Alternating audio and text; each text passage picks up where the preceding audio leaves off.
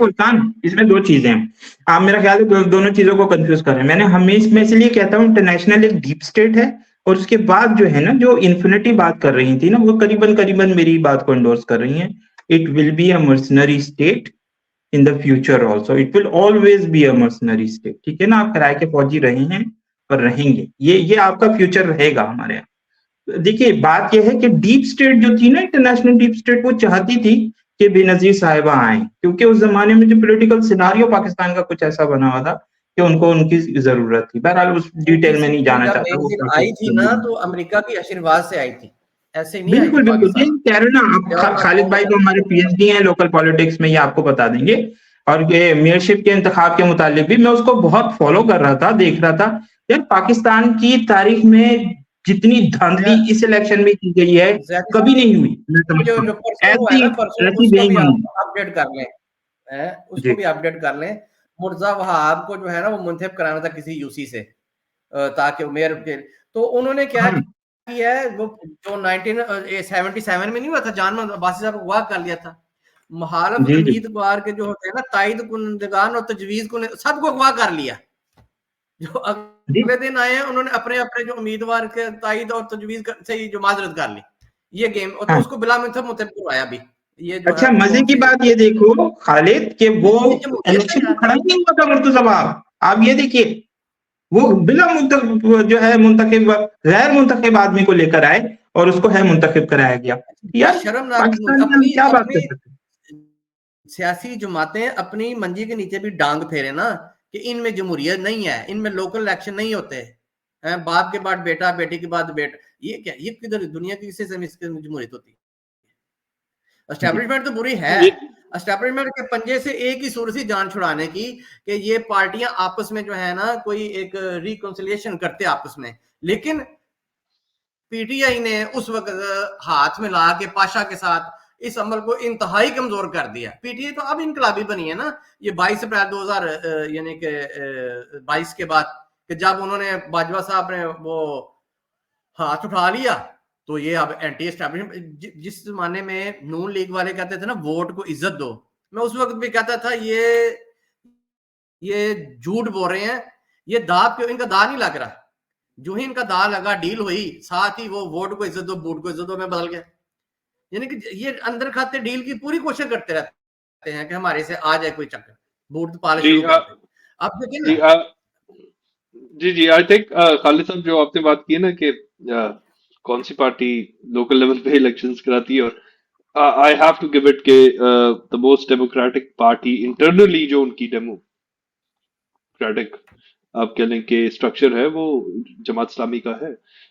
एक आपका उर्दू स्पीकिंग आया था, एक सबका पठान होना आया चाहिए था। ना, अगर जी जमहूरियत जी के कोई दावेदार जी है जी उन्हें जी अपने जी अंदर जी जी जमहूरियत होना लेकिन चाहिए। लेकिन लेकिन लेकिन लेकिन नेशनल लेवल पे वोट भी आपको कोई नहीं डालता, वो भी एक फैक्ट है।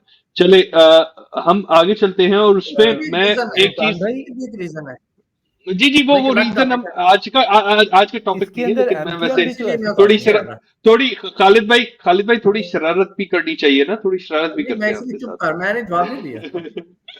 जी जी जी सर। नहीं जैसे फुरकान भाई इस तरह एमक्यूएम जो है वो वो भी तो इंटरनल इलेक्शन जो है रिलेटिवली डेमोक्रेटिकली करवाती है, और सरप्राइजिंगली इनफ उनके कैंडिडेट्स आर हाँ वेरी हाँ इसीलिए उनका नारा है कि हमें मंजिल नहीं इट्स अ शेम रहनुमा दैट इट चाहिए। Turned out to be such a gangster type of है सेठ, इसीलिए एमक्यूएम का नारा है हमें रहनुमा नहीं रहनुमा चाहिए, मंजिल नहीं चाहिए, है ना, क्योंकि वो इतने डेमोक्रेटिक हैं।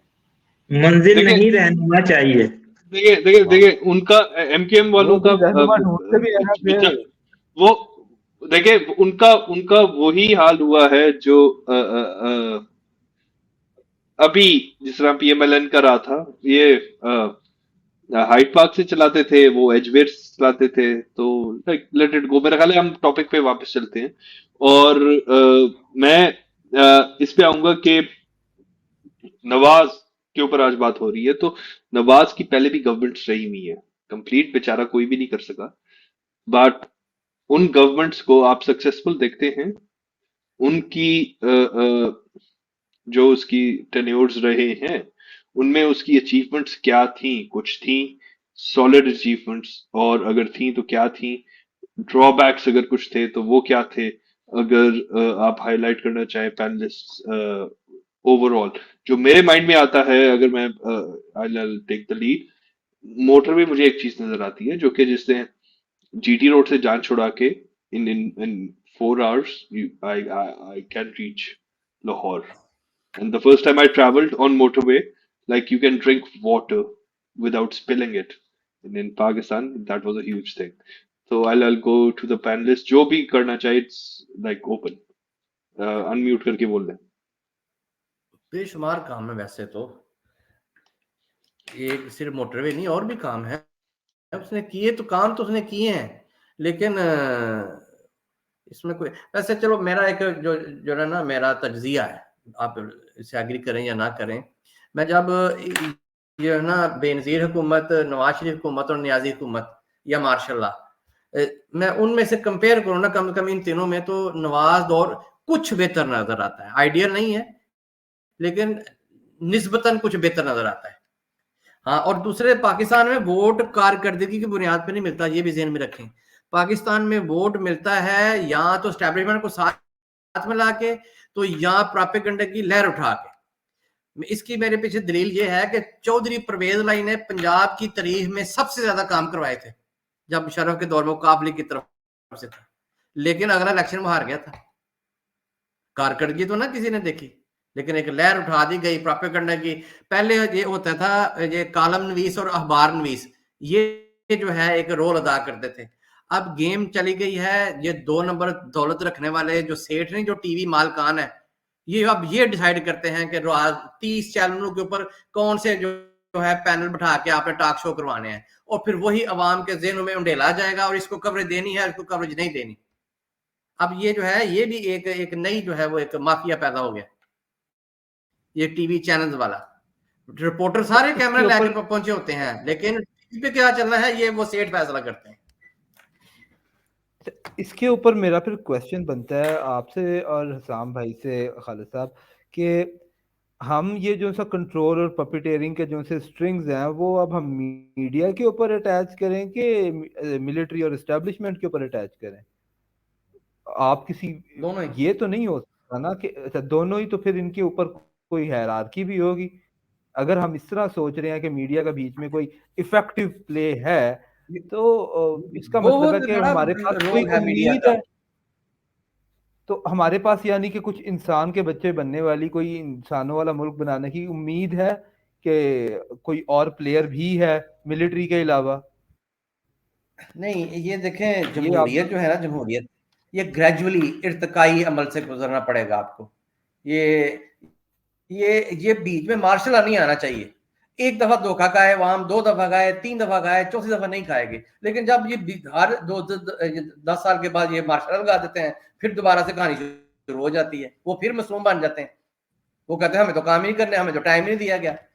अगर उनको पूरा टेन्योर करने दिया जाए, एक लाइट मार्शल से नहीं गुजर रहे हैं, यानी कि सिर्फ नहीं, लेकिन अभी भी हम एक लाइट मार्शल लॉ से ही गुजर रहे हैं। कौन सा कोई हमारी सिविलियन अथॉरिटीज, अवाम के पास किसी किस्म का कोई वो प्ले तो है ही नहीं। और वैसे भी अवाम जो सी है वो बेवकूफ, जिस तरह आपने बताया, एक तरफ नवाज शरीफ को वोट मिल रहा है, दूसरी तरफ इमरान खान को वोट मिल रहा है। पॉलिसी का किसी के हमको पता नहीं है, पॉलिसी हमें पढ़नी नहीं आती है। अवाम जो सी है, या अब मुझे समझ नहीं आती है कि मैं पॉलिटिकल पार्टीज को इसके ऊपर इल्जाम दूं, मैं अवाम को इल्जाम दूं, कि मेरी जनरेशन देख लेना, हमें अपेरेंटली क्या नजर आ रहा है कि इमरान खान। नहीं, इसमें मैं एक कमेंट करना चाहूंगा। देखिए, हमें क्रोनोलॉजिकली देखना पड़ेगा इस चीज को। इट्स नॉट अबाउट पॉलिटिशियंस और army, it's very clear, it is the establishment. और मैं इसलिए कह रहा हूं क्योंकि इंडिपेंडेंस के कितने साल बाद कायद की डेथ हुई थी, जिन्ना की? It was I think a year, जी 1 साल बाद। और उसकी स्टेटमेंट आप कोयटा जब वो स्टाफ कॉलेज गया, उसकी स्टेटमेंट देख लें। वो उन्हें क्लैरिटी के साथ उसे क्यों कहना पड़ा है कि आर्मी की इन्वॉल्वमेंट पॉलिसीज के अंदर या पॉलिटिक्स के अंदर नहीं होती। There was some interference from that end. और कितने साल बाद